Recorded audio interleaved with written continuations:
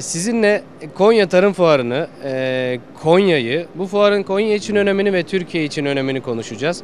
Bu genel çerçevede konuşalım. Önce sizin görüşlerinizi alalım. Tarih olarak aslında şanssız gibi görünen bir tarih ama içerik olarak baktığın zaman ciddi anlamda çok içi dolu dolu bir ziyaretçi kitlesiyle karşılaştık.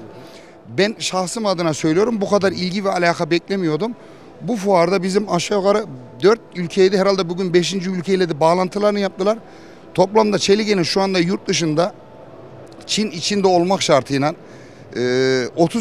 32 ülkeye falan şu anda Çelikel makine satar konuma geldi ki hakikaten ben firmam adına ciddi anlamda bu konuda gururluyum. Memleketim adına gururluyum, şehrim adına gururluyum. Çünkü bu memleketin üretmeye ihtiyacı var. Ürettiğini de yurt dışına satmaya ihtiyacı var. Hakikaten sanayicilerimiz artık güzel, kaliteli makineler yapıyor ki yurt dışından bu kadar ciddi anlamda ziyaretçiler geliyor. Ben inanıyorum, eğer bu fuar alanına bir bu kadar daha olsa, inan belki 2 sene sonra o kadar alanda yetmeyecek. Şu anki göstergeler hep onu gösteriyor. Peki Bekir Bey, biraz da firmanız açısından değerlendirelim. Buradan aldığınız güçle diyelim, burada kazandıklarınızla ilerideki hedefleriniz nedir? Valla benim hayattaki en büyük hedeflerimden biri bir dünya markası oluşturmak. Bu konuda da hakikaten samimiyetimle söylüyorum, emin adımlarla ilerliyoruz. Benim buraya müşterilerim geldi. En büyük haz aldığım nokta ne biliyor musun? Gelen hep teşekkür ediyor, Allah razı olsun diyor.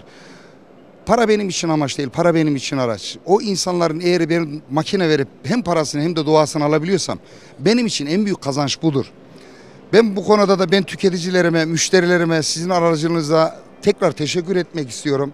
Onların o gururu, o şevki, o memnuniyeti bizi de daha bir şevklendiriyor, daha bir azimlendiriyor. Biz diyoruz ki demek ki Türkiye'deki bilinçlendi artık insanlarımız. Bunları memnun edebiliyorsak biz niye dünya çiftçilerini memnun edemeyelim? Niye bir dünya markası olmayalım yani? Ki bunun ben bir tek çelik olarak söylemiyorum. Ben inanıyorum ki Konya'dan, Türk sanayisinden, diğer şehirlerden de benim meslektaşlarımdan dünya markası olacak kalitede